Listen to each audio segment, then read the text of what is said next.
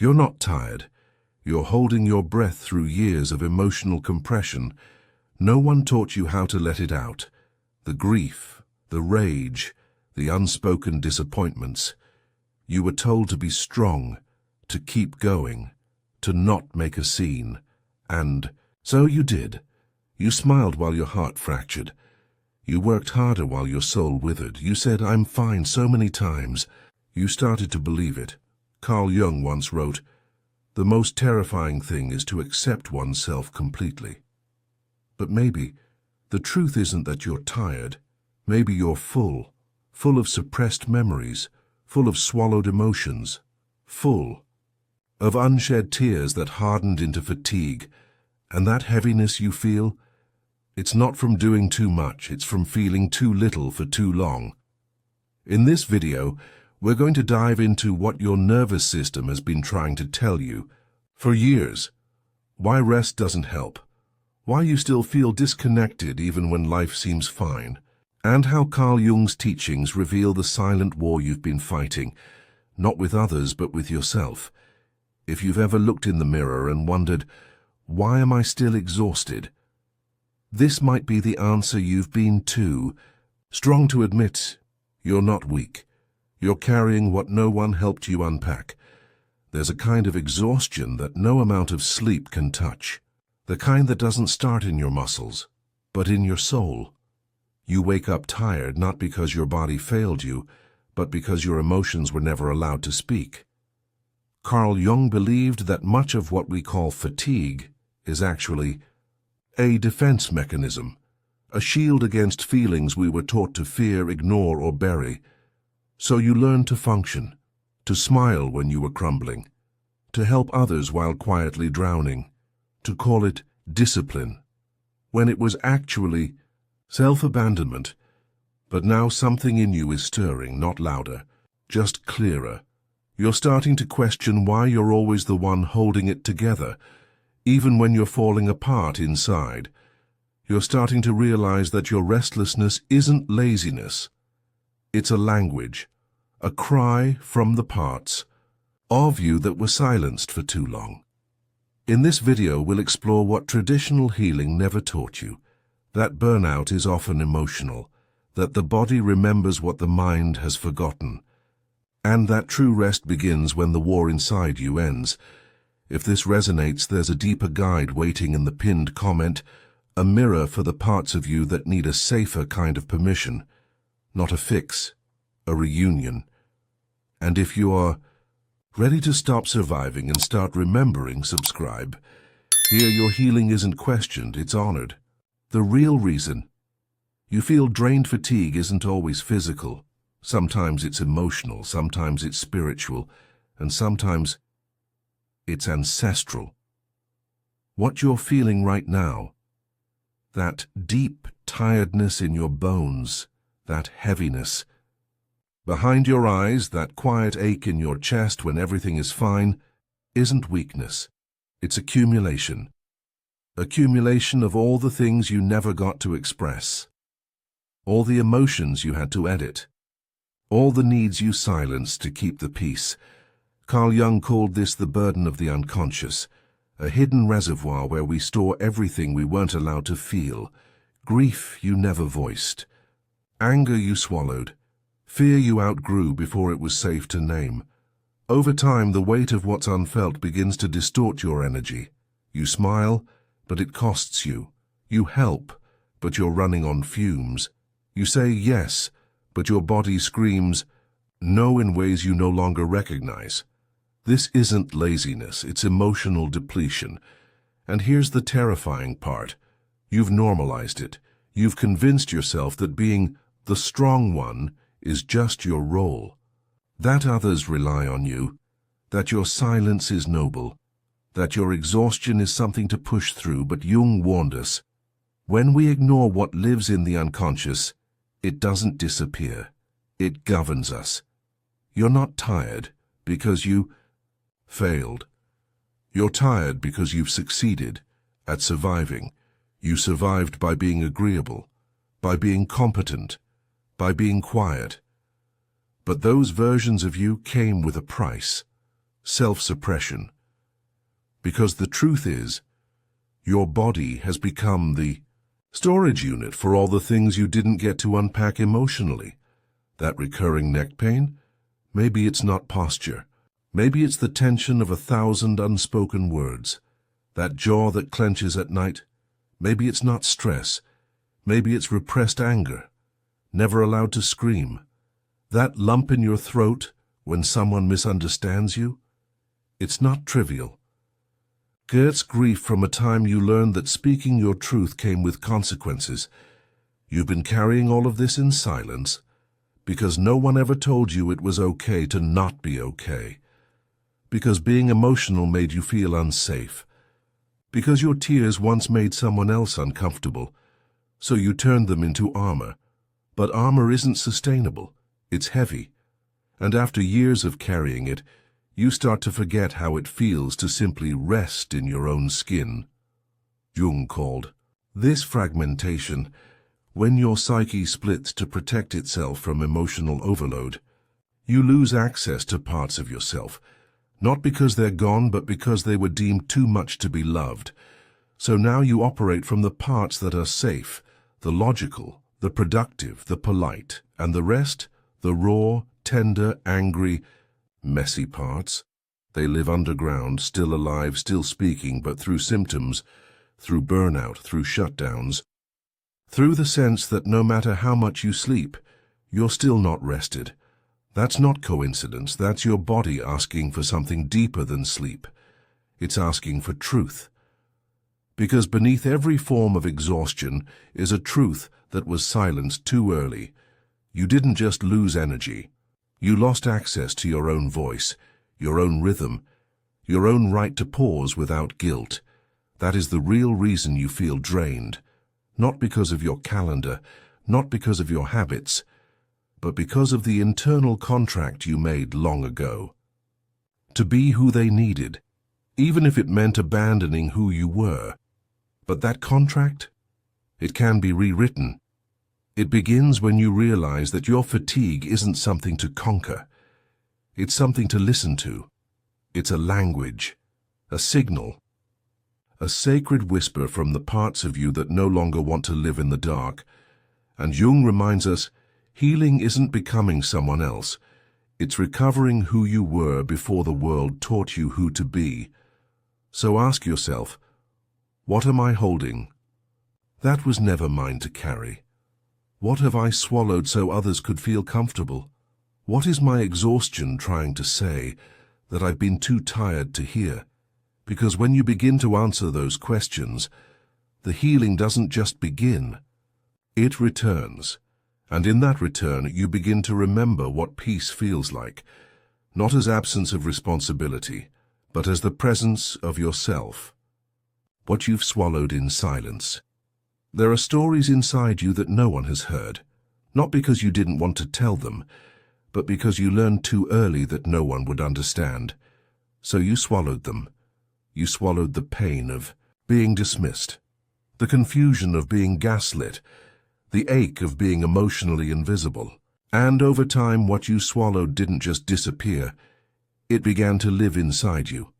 Carl Jung believed that the parts of us that remain unspoken become the roots of our suffering, because what we silence externally amplifies internally. And now you feel full, but not in a nourishing way, full of unsaid words, of conversations you rehearsed but never had, of boundaries you needed but were too scared to set.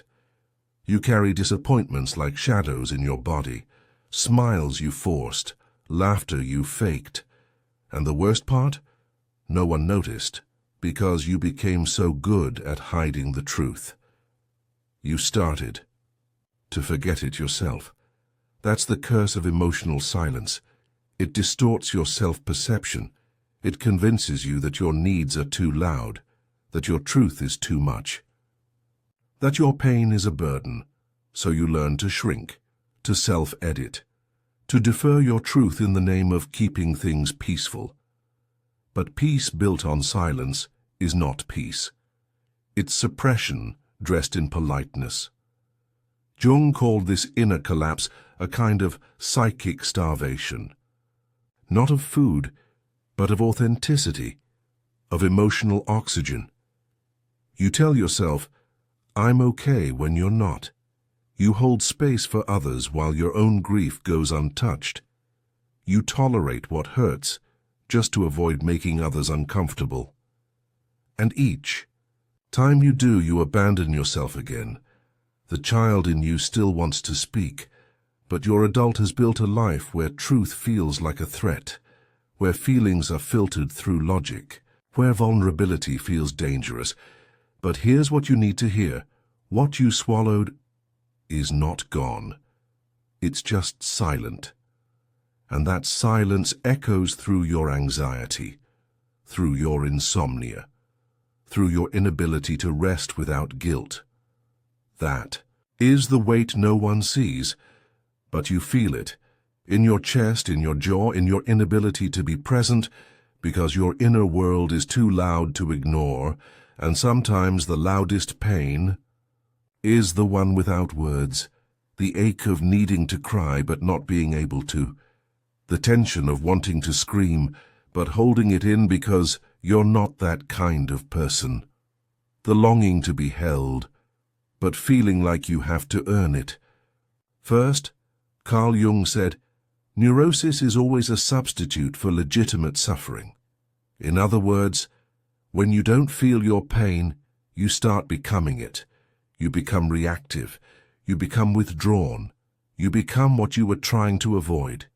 A version of yourself disconnected from your own truth. But that can change, not by speaking everything at once, but by listening finally to what's been waiting. So let me ask you, what are the sentences you never finished? What apology are you still waiting for? What did you need to say that no one ever gave you permission to feel? Because beneath your silence is the voice of your younger self, still holding the truth that no one ever validated. And if you can begin gently to listen to that voice, you begin to return to yourself, not the curated self, not the productive self, the real one, the one who felt deeply, loved openly, trusted fully before the world taught you to close. But here's the paradox. Reconnection requires discomfort, because when you begin to feel what you've avoided, you might cry more, shake more, get angrier than you expected. That's not regression, that's restoration. That's your body finally saying, it's safe to release now. That's your soul saying, I'm tired of pretending. This is why healing is not linear. It's layered. It requires patience, not with others, but with yourself. Carl Jung taught that what remains in the shadow controls us. But when we bring it into the light, it becomes power, clarity, compassion. What you've swallowed is not your fault. But releasing it, that is your freedom. You don't have to shout it. You don't have to explain it. You just have to feel it without shame, because the parts of you you've silenced the longest are often the parts that hold your softness, your intuition, your joy. You didn't lose yourself. You muted yourself. And this moment, this space you're in now, might be the invitation to unmute, gently, bravely, one truth at a time, because what lives in your silence might just be the voice that sets you free. How Carl Jung's truth sets you free. Carl Jung didn't ask us to become perfect. He asked us to become whole. That's not the same thing. Wholeness isn't flawless. It's honest. It's raw. It's sacred. It means allowing all the parts of you to exist, even the ones you were told to hide, fix, or ignore. You've been taught that healing is becoming better, more peaceful, more positive, more in control. But Jung taught that healing isn't about doing more. It's about undoing the false self you built to survive, the version of you that faked stability, that pretended strength, that said, I'm sure. Okay, when your insides were collapsing, that version protected you. But it's not all of you, and if you want to feel free, really free, you'll have to sit with the parts you tried to outrun. Jung called this process individuation. Not a spiritual buzzword, but a deep psychological path of reuniting with the totality of who you are, the shadow, the soul, the self behind the masks. Freedom, in Jung's view, doesn't begin with change. It begins with acceptance, because you cannot liberate what you still reject. And that's where most people get stuck. They want to heal, but only the acceptable parts. They want transformation, but only if it's comfortable. But real freedom is born the moment you stop asking, what do I need to fix? And instead ask, what have I disowned that's begging to come home? Maybe it's your anger, maybe it's your longing, maybe it's the child who still cries in secret when no one's watching. These are not weaknesses, they are invitations. When you stop resisting them, something changes. You stop fighting your sadness and start hearing its message. You stop numbing your fear and begin to understand what it's protecting. You stop judging your triggers and start tracing them back to the moment they first formed. This is not therapy speak. This is liberation, because every part of you that you've exiled has a story, a reason, a need, and when you meet it with curiosity instead of shame, you reclaim your inner authority. You stop outsourcing your self-worth. You stop needing external permission to feel what you feel. You start living from the inside out. That's the revolution Jung envisioned. A life not ruled by the unconscious, but shaped by conscious presence. And when that happens, you don't just feel better. You feel real. You start to notice that your body feels safer to rest, that your voice trembles less when you speak. Your truth. That silence no longer feels like a threat, but a refuge, that your decisions aren't made from panic, but from alignment. You begin to move differently. Not out of defense, but from grounded clarity, because when you are no longer split against yourself, you stop leaking energy trying to perform. You stop giving 100% to be loved when your 60% is still worthy. You stop apologizing for your emotions when you realize they are wisdom, not weakness. This is the gift of Jung's truth, that what you thought made you too much was actually your aliveness. And now, it wants to return, but slowly, gently, with your consent, because integration isn't loud, it's quiet. It happens in the pause between stimulus and reaction, in the breath you take before people-pleasing. In the moment you say, I don't feel okay, without guilt. This is not something anyone else can do for you, but you don't have to do it alone. There are spaces like this, voices like this, that remind you, you're not crazy, you're remembering, you're not broken, you're blooming in places that were once scorched, you're not regressing, you're returning to the center of who you are, and from that center, you begin to choose differently. You choose rest when your old self would have kept pushing. You choose truth when silence feels safer. You choose yourself, not out of ego, but out of reverence, because now you know every time you honor a part of yourself that was once shamed, you're not just healing, you're becoming whole, and the more whole you become, the less you seek validation, the less you settle for half-love, the less you allow fear to dictate your worth. Jung's truth sets you free not by removing your darkness, but by helping you carry it with compassion. You become your own sanctuary, your own witness, your own liberator, not because you have it all figured out, but because you finally stopped pretending that you do, and that is where real power lives.